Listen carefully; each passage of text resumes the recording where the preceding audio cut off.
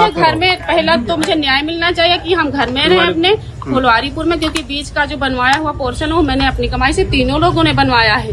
अगर नहीं रहने देंगे तो उसके लिए हम लोग बाहर रहेंगे। तो अगर कुछ भी मेरे जान पे हो तो उसके जिम्मेदार दोनों सिस्टर और हमारे जीजा लोग और हमारे परिवार के लोग होंगे। तुम्ही जो व्हिडिओ पाहिला आहे त्या व्हिडिओमध्ये दिसणारी जी महिला आहे ज्या पद्धतीने ती आक्रमक झाली आहे ती कशामुळे आक्रमक झाली हे जर तुम्ही ऐकाल तर तुमच्या पायाखालची जमीन सरकेल। कारण आतापर्यंत इतिहासात देखील असा प्रसंग आलेला नसेल। तो प्रसंग या महिलेच्या बाबतीत आलेला आहे म्हणण्यापेक्षा तिनंच आणलेला आहे आणि त्यामध्ये ती आनंदी देखील आहे। जेव्हा हे प्रकरण पोलीस ठाण्यामध्ये पोहोचले तेव्हा पोलीस प्रशासन देखील हैराण झालं, कारण त्या महिलेनं ज्या प्रकारची मागणी केली होती त्यामध्ये तिची काय मदत करावी असाच प्रश्न पोलिसांना पडला। त्यावेळी पोलिसांनी तिला समजावून सांगण्याचा प्रयत्न केला, पण तिने काही पोलिसाचं म्हणणं ऐकलं नाही। यामध्ये माझ्याच मनासारखं झालं पाहिजे असा हट्ट तिने धरला होता। मित्रांनो, नेमकं प्रकरण काय आहे तेच आपल्याला या व्हिडिओच्या माध्यमातून जाणून घ्यायचं आहे। नमस्कार, मी जनार्दन आणि तुम्ही पाहत आहात क्लिक टू न्यूज। सदरील महिलेचं नाव आहे अंजू। ती 26 वर्षाची आहे। तिचे लग्न झालेलं आहे, तिला 2 मुले आहेत आणि सुखी संसार चांगल्या प्रकारे सुरू आहे। दोन्ही मुले शाळेत जातात। पती हा मोलमजुरी करतो। घरात सासरे आहेत, वयस्कर झालेले आहेत, त्यांना बाहेर कुठेही जाता येत नाही। पती कामावर गेल्यानंतर घरातील कामे आणि मार्केटमधील खरेदीची कामे अंजू करते। एक दिवस ती मार्केटमध्ये मुलांचं शालेय साहित्य खरेदी करण्यासाठी गेली होती। शालेय साहित्य खरेदी केलं आणि गावाकडे परत निघाली। गावाकडे परत येत असताना ज्या टेम्पोमध्ये ती निघाली होती त्या टेम्पोमध्ये त्या 22 वर्षाचा जो नितीन शर्मा आहे याचा आणि त्या अंजूचा परिचय होतो। दोघेही गावापर्यंत पोहोचतात आणि त्या ठिकाणी ते गप्पा मारण्याचं काम करतात। त्यावेळी नितीन आणि अंजू यांचे घरगुती विषय निघतो। त्यावेळी दोघेही घरातील विषय सांगतात आणि दोघांचं मोबाईल नंबर घेण्याची देवाणघेवाण जी होते त्यानंतर सुरू होते। त्यानंतर अंजू ही घरी जाते। नितीन हा त्याच्या घरी निघून जातो आणि त्या दोघांमधील एक भेट असा धागा पकडते की यापुढे नितीन आणि अंजू या दोघांमध्ये चॅटिंग सुरू झालेलं असतं। चॅटिंग सुरुवातीला हाय हॅलो अशा पद्धतीने सुरू झालेलं होतं। पुढे गुड मॉर्निंग असेल, गुड नाईटपर्यंत हे चॅटिंग गेलेलं होतं। मात्र एक दिवस नितीन याने अंजूच्या सौंदर्याचं कौतुक करायला सुरुवात केली। त्यावेळी अंजूला खूप आनंद झाला आणि याच आनंदाच्या बहरामध्ये नितीन याने अंजूला तिच्यासोबत लग्न करण्याची मागणी घातली। ज्या प्रकारे नितीन हा लग्नाचा विषय बोलत होता ते ऐकून अंजूला झटका बसला, कारण काही महिन्यापूर्वीच दोघांची भेट झालेली होती। त्या भेटीनंतर दोघांचं चॅटिंग सुरू झालेलं होतं आणि आता थेट लग्नाची मागणी नितीन करतोय हे थोडं जरा अंजूला विचित्र वाटलं। त्यामुळे तिने सुरुवातीला नकार दिला, कारण तिचा संसार सुखाचा होता, 2 मुले होती, पतीही चांगला होता। तो विषय त्याच ठिकाणी खंडित झाला। मात्र नितीन याने हार मानली नाही। तो अंजूबरोबर प्रत्येक वेळी चॅटिंग करताना लग्नाचा विषय काढू लागला। त्यावेळी अंजूने याचा विचार करते म्हणून एक प्रकारे नितीन याला होकार दिला, म्हणजे सहमती दिली। आता एक दिवस अंजूने हाच विषय पती शुभम शर्मा याच्यासमोर काढला। पतीला सांगितलं की माझं नितीन शर्मा नावाच्या तरुणाबरोबर प्रेम सुरू आहे। गेल्या 2-3 महिन्यापासून आम्ही बोलत आहोत। आता तो मला लग्न करण्याची मागणी करत आहे। माझ्याही मनात त्याच्याविषयी प्रेम आहे। तुमचा जर लग्नाला विरोध नसेल तर मी त्याच्याबरोबर लग्न करू का?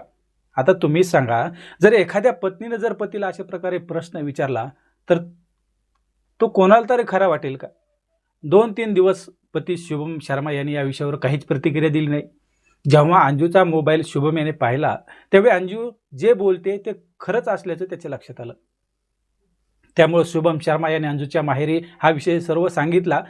त्यावेळी त्यांनी अंजूला समजावून सांगण्याचा प्रयत्न केला, परंतु अंजू काही ऐकायला तयार होईना।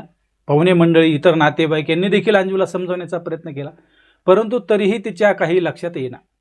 त्यामुळे अंजूच्या माहेरच्या लोकांनी तिला एक सांगितलं की जर तुला लग्न करायचं तर कर, पण आमची इज्जत काय घालू नको, तू घरातून काय पळून जाऊ नको। आता ज्या प्रकारे अंजू जिद्दीला पेटली होती त्यामुळे पतीला सुद्धा काहीच करता येईना। त्यामुळे त्याने वडिलांना विचारलं की सून दुसऱ्या तरुणाबरोबर लग्न करायचं म्हणते। तेव्हा सासऱ्याने देखील परवानगी दिली। अंजूला सर्वच बाजूनी परवानगी मिळाली होती। आता ज्या प्रकारे हे माहेरच्या लोकांनी सांगितलं होतं की तू लग्न करायचं तर कर, पण पळून जाऊ नको, त्यामुळे त्यावर अंजूने एक नामी शक्कल लढविली। नितीन बरोबर तर लग्न करायचं, मात्र पती, 2 मुले आणि नितीन एकाच ठिकाणी राहायचं तिने ठरवलं। त्यानुसार अंजूने नितीनला फोन करून सांगितलं की मी तुझ्याबरोबर लग्न करायला तयार आहे। लग्नापर्यंत विषय आला होता, तरी देखील नितीन कोणत्या गावात राहतो हे अंजूला अजून काही माहिती झालेलं नव्हतं। तो गुजरातमध्ये एका कंपनीत काम करतो एवढंच फक्त अंजूला माहिती होतं। त्यामुळे अंजूने पतीला सांगितलं की नितीन हा खूप चांगला आहे, महिन्यातून त्याला 10 दिवस देते आणि तुम्हाला 20 दिवस देते। आता ज्या प्रकारे अंजू वाटणी करू लागली होती, पती शुभम शर्मा तर अवाकच झाला। नितीन याने देखील अंजूचा प्रस्ताव मान्य केला आणि मी 10च दिवस घरी येतो असं सांगून तो मार्च 2026 मध्ये नितीन, अंजू आणि शुभम यांनी एका मंदिरात जाऊन लग्न उरकून घेतलं. औपचारिक पद्धतीनं नितीन आणि अंजू हे पती पत्नी झाले होते. एक अचंबित करणारा प्रकार हा अंजू आणि नितीन आणि शुभम यांच्या आयुष्यात आलेला होता. नितीन हा जेव्हा घरी येऊ लागला त्या ठिकाणी तो राहू लागला, तर दिवसा नितीन आणि रात्री पती शुभम हे अंजूशी संबंध प्रस्थापित करू लागले. जो काही प्रकार सुरू होता याची कोणाला काही खबर दिलेली नव्हती, कोणाला काही माहिती नव्हतं. हे सर्व फक्त घरातील शुभमचे वडील आणि अंजूच्या माहेरी हे सर्व माहिती झालेलं होतं. त्यानंतर दोन्ही पती पत्नीमध्ये सुहागरात्री साजरी करायचं, म्हणजे लग्नानंतरची जो प्रोग्राम आहे तो करायचं देखील त्यांनी पूर्ण करून घेतलं. जे काही करायचं असतं ते पती पत्नीमध्ये झालं आणि या संदर्भात कोणालाही काही आक्षेप, गावातील गल्लीतील वस्तीतील लोकांनाही या गोष्टीची काही माहिती नव्हती. शेवटी मुलगा कोण आहे, हा घरी काय येतो, काय गोष्ट आहे, नेमकं सर्वांच्याही वेगवेगळे अंदाज काढणं चालू होतं. पण त्यांना त्या गोष्टीची काही माहीत नव्हती की घराच्या आत हे सर्व काय चाललंय. पाहता पाहता 6 महिन्याचा वेळ निघून जातो.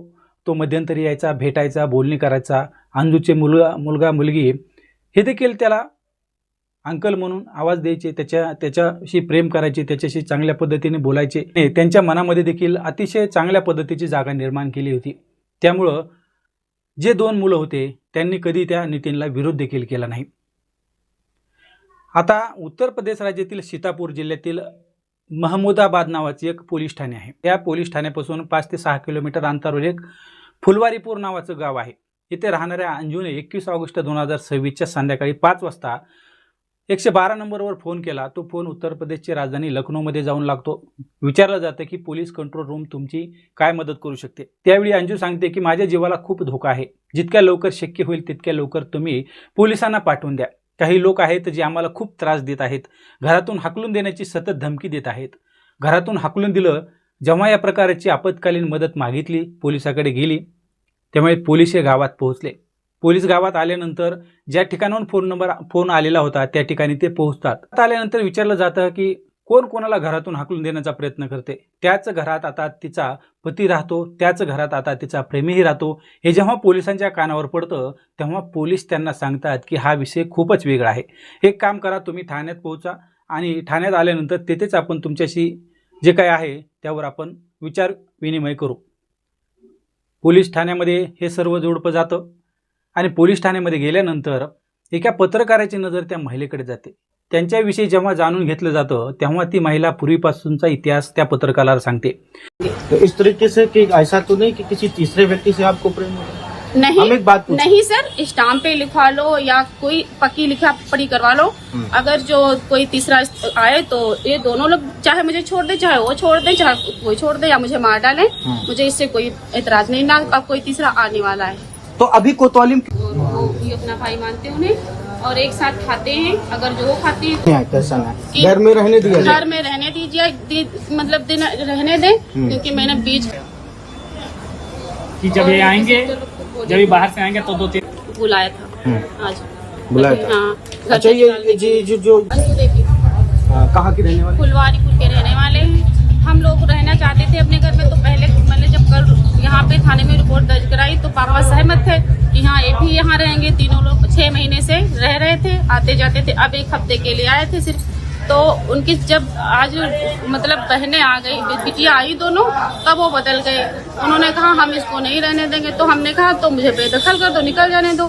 तो इन्होंने कहा अगर तुम चलोगे तो हम जाओगे उनके साथ, तो हम भी चलेंगे तुम्हारे साथ, और दोनों बच्चे भी चलेंगे हमारे साथ। हम जब सब लोग सहमत हैं, 5 लोग, तो घर वालों को उसमें क्या एतराज है? जी है, हाँ, आप हम राजी राजी। दोनों के साथ रहने के लिए? हाँ, हम दोनों लोगों के साथ रहेंगे, 5 हमारे लोग बच्चे भी रहेंगे। 5 आपके लोग। पति का नाम क्या है? शुभम वर्मा और जो दूसरे आपके साथ में रहे? उनका नितिन शर्मा। नितिन शर्मा। त्या महिलेने काय सांगितलं ते ऐकलं. मात्र त्या परिसरातील लोकांनी जेव्हा घटनेबद्दल ऐकलं तेव्हा खूप आक्षेप घेण्यात आला. म्हणतात की ते सर्व चालणार नाही, ही आपल्या संस्कृतीला खराब करणारी कहाणी आहे. या कहाणीत जर कधी असा आव आणण्याचा प्रयत्न केला तर चांगलं होणार नाही. तिकडे जे पोलीस निरीक्षक असतात ते साफ सांगतात की जर कोणी कायदा मोडण्याचा प्रयत्न केला तर त्याच्यावर कारवाई होईल. महिला कोणासोबत राहू इच्छिते, कोणासोबत राहू इच्छित नाही, ती तिची स्वतःची इच्छा आहे, कारण ती सज्ञान आहे. ती आपला निर्णय स्वतः घेऊ शकते. पण जर कोणी कायदा मोडेल तर त्याच्यावर आम्ही कारवाई नक्की करू, अशा प्रकारची भूमिका पोलिसांनी घेतली. मित्रांनो, आतापर्यंत अनेक घटना घडलेल्या आहेत, मात्र ही ज्या पद्धतीची घटना आहे कदाचित आपल्या आयुष्यात ऐकण्यामध्ये आणि पाहण्यामध्ये पहिल्यांदाच आली असेल. ही घटना आपल्याला विचलित देखील करू शकते. त्यामुळे मित्रांनो, या संपूर्ण घटनेचा उद्देश केवळ त्रास देणं नाही, कोणाचं मन दुखवणं पण नाही, तर तुम्हाला जागरूक करणं हाच या ही कथा सांगण्याचा उद्देश आहे. त्यामुळे तुम्ही देखील सावध राहा. नंतर पुन्हा भेटूया. तोपर्यंत धन्यवाद.